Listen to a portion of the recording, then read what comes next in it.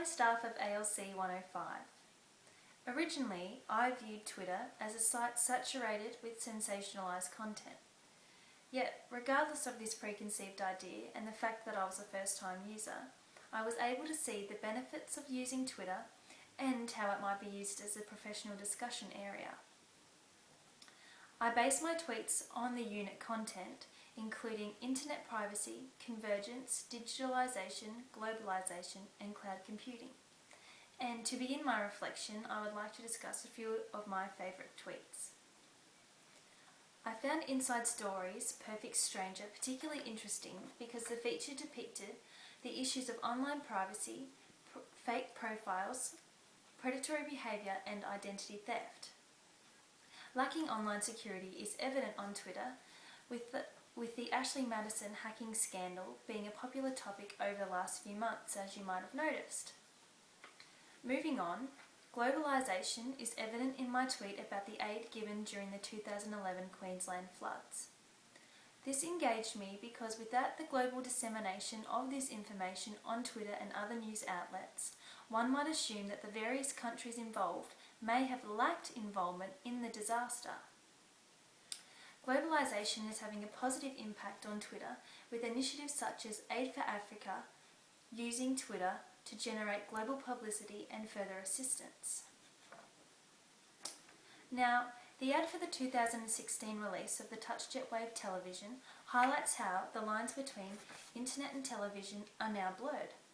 I'm intrigued by how convergence can be applied to Twitter, in that their mobile phone app is the result of the internet and telecommunications industries coming together. And lastly, the idea of a flipped classroom stemmed from cloud computing, as primary school students are now being taught to learn material online. Prior to Twitter, I assumed that cloud computing only applied to online education, yet after analysing my Twitter newsfeed, I was exposed to how cloud computing can be applied to businesses such as Microsoft. To move away from my posts, I now know how to use Twitter as a platform to launch my career. I can see how I can build a personal brand, begin networking and forging relationships with others in the media industry, and use Twitter to promote my ideas to potential clients. Another thing I noticed was the different ways in which news outlets shared their stories.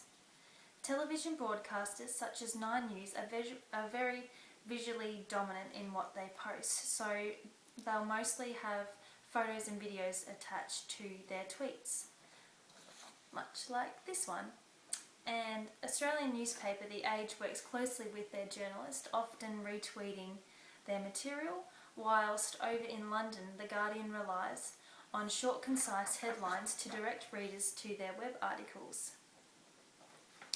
Now, whilst I use my other social media accounts to connect with friends and family, I decided on Twitter to develop a more professional digital identity. I viewed Twitter as an educational tool and followed credible profiles within the news and media. Although these accounts provided interesting information, the most effective way I developed my content was through frequently searching and being inspired by the hashtag ALC105. Overall, I enjoyed my experience with Twitter and hope to continue using it to develop my knowledge of digital media and stay updated with news and current technological transformations.